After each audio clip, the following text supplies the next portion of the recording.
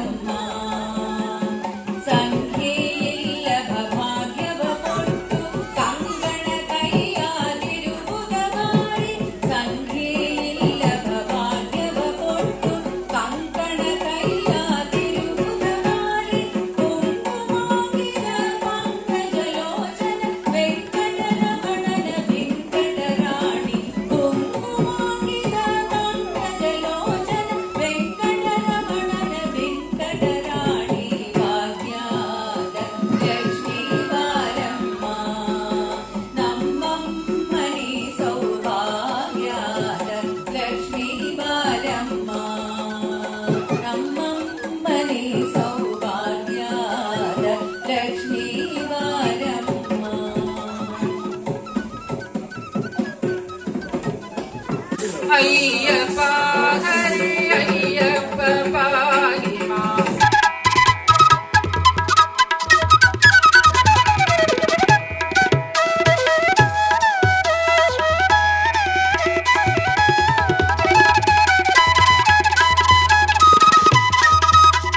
മൃത്യുഞ്ജയ ജയ ഹനുമാനേ, സത്യം ജയ ജയ ഹനുമാനേ, നിത്യം ജയ ജയ ഹനുമാനേ, സത്യം ജയ.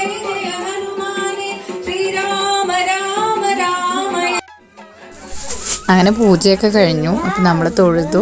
ഇനി പിറ്റേന്നാണ് കേട്ടോ ദേശവലത്തൊക്കെ ഉണ്ടാവുക.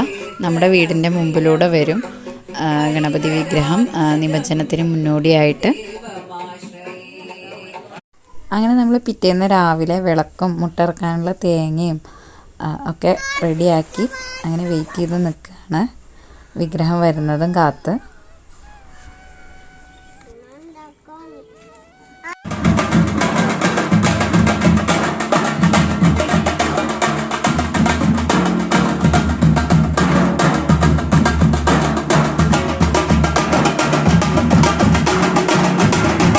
അങ്ങനെ ഈ ഒരു വർഷക്കാലത്ത് നമ്മുടെ നാടിൻ്റെ സകല വിഘ്നങ്ങളും തീർക്കാനായിട്ട് ഗണപതി വിഗ്രഹത്തിൽ ആവാഹിച്ച് നമ്മൾ ഗണപതി വിഗ്രഹം കൊണ്ട് ഒഴുക്കുകയാണ് കേട്ടോ ചെയ്യുക.